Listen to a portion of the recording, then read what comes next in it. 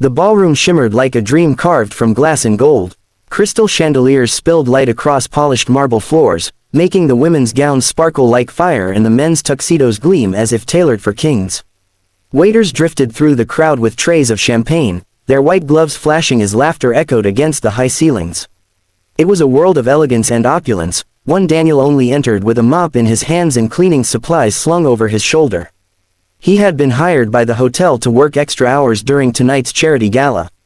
He hadn't complained. The overtime pay meant his daughter would get her new school shoes sooner. Still, standing at the edge of the room, he felt like an intruder in a temple reserved for the powerful. His reflection stared back at him in the shining marble, plain work shirt, worn boots, and calloused hands scarred from years of scrubbing floors. He bent low, wiping away a spill no one else had noticed, pretending not to hear the whispers of servers snickering as they passed. But while he worked in silence, his eyes, honest and observant, caught more than anyone guessed. He noticed how some guests clinked glasses but never truly smiled, how others laughed too loudly, too desperately, as though trying to prove their importance. And then, he noticed her. Charlotte Hayes, the CEO whose name every newspaper carried, stood a little apart from the crowd. In her midnight blue gown, she looked untouchable, a queen among mortals. Diamonds hung from her ears, and her hair swept back in a style so flawless it seemed sculpted. But Daniel didn't see perfection. He saw tension. Her shoulders stiffened as two men boxed her in, their booming laughter almost drowning her out.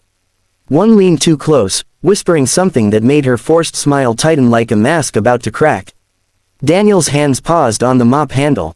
He wasn't a man who interfered. What power did a janitor have in this world of predators dressed in suits?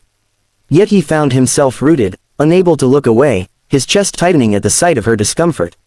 And then, unexpectedly, her eyes flicked across the room and found his. It was impossible, but in that instant, Daniel felt she saw him, not the janitor uniform, not the mop, not the man who slipped in and out unseen. Just him. Her gaze sharpened with intent, and before he could look away, she moved. The crowd parted with murmurs as Charlotte Hayes walked straight toward him, her heels clicking against marble like a challenge to the universe. Daniel's mouth went dry. The woman whose signature could change fortunes was closing the distance between them as though he were the only man in the room. "You," she said, her voice low but commanding. Daniel's grip tightened on the mop. "Ma'am." Her eyes darted toward the men watching, then back to him. A flicker of urgency softened her tone. "Pretend you love me. For 7 minutes, please." Daniel blinked. Surely he misheard. What? Dance with me," she whispered, slipping her hand into his before he could object. "Act like you're mine." The heat of her touch stunned him more than her words. He looked over her shoulder, the businessmen were glaring, and half the ballroom had turned their heads. Every instinct in him screamed to step back. But her plea wasn't arrogance. It was a lifeline. Something inside him, some protective part of himself that had been honed through years of being both father and mother to his little girl, answered her without words. He set the mop aside. She led him into the center of the floor as violins swelled. Daniel's boots dragged awkwardly against the gleaming marble until she placed his hand at her waist. He swallowed hard, aware of every whisper, every incredulous laugh, but her gaze anchored him. "Just follow me," she breathed. And he did. The waltz carried them in slow circles. His hands were rough, hers delicate, yet they fit with startling ease. He wasn't a dancer, not in any world, but the way she looked at him, like he was her only shield, made him stand straighter, move steadier. The murmurs around them blurred into nothing. He leaned closer, his voice a low rumble. "You're safe. I've got you." Her breath caught, and for the first time that night, her practiced smile fell away. What replaced it was small but real, a glimmer of something tender that only he seemed allowed to see. 7 minutes stretched like forever and vanished like a heartbeat. When the music stopped, the applause was hesitant, confused, but undeniable. Charlotte released him slowly, her fingers lingering on his for a moment too long. "Thank you," she whispered. Daniel nodded once, then slipped back toward his mop and bucket as if nothing had happened. But the silence that rippled through the ballroom told him otherwise. Everyone had seen it. And no one would forget. The gala had ended in a haze of chatter and speculation, and the grand ballroom that once pulsed with music now stood quieter, only the clatter of staff clearing tables breaking the silence. Daniel was back in his place, crouched on the marble steps outside the ballroom, scrubbing away stains from the night's excess. He worked methodically, each stroke of the brush steady, his focus narrowed not on the gossip that surely spread like wildfire inside but on the task in front of him. He knew how these people thought. To them, he had been a momentary spectacle, a janitor on the dance floor, an oddity to snicker about over cigars later. By morning, his name wouldn't be remembered, only the story of the CEO dancing with the janitor. And yet, he couldn't shake the image of her smile. Not the perfect one she'd worn for cameras, but the fleeting, unguarded smile she'd given him when he'd whispered that she was safe.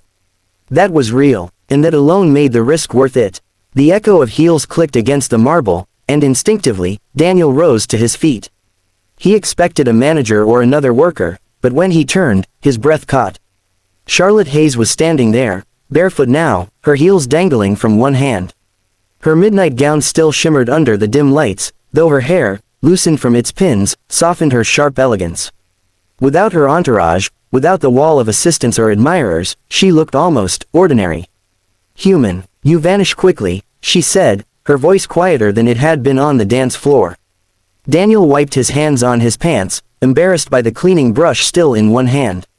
"That's my job. Clean up, stay out of the way." Her eyes studied him in a way that unsettled him, like she was peeling away the armor he wore. "Do you know why I chose you?" He shrugged, uncomfortable under her gaze. "I figured you wanted to get rid of those men. They didn't seem the kind to take no for an answer." "That's part of it," she admitted, stepping closer until the faint perfume he'd noticed earlier returned, subtle but warm. "But mostly, I saw you. You weren't staring like the others. You weren't calculating what I could give you. You were just there, watching, noticing, kind." Daniel shifted his weight, wishing suddenly that he could melt into the marble. "I'm just a janitor. Nothing special, just." Her eyebrow lifted, not unkindly. "You're the man who held me as if I mattered, not as a CEO, not as a trophy, but as a person. Do you know how rare that is in my world?" He swallowed, caught between disbelief and something else stirring in him. "Anyone would have helped." "No," she said firmly. "Not like you did." The silence that followed was thick, fragile, and charged with something Daniel didn't quite know how to name. He looked away, his eyes landing on the bucket at his side, the dirty water swirling like proof of the line that separated their lives. She was wealth and power, a woman whose name could command headlines. He was a single dad with overdue bills and a daughter waiting at home for him to make pancakes in the morning.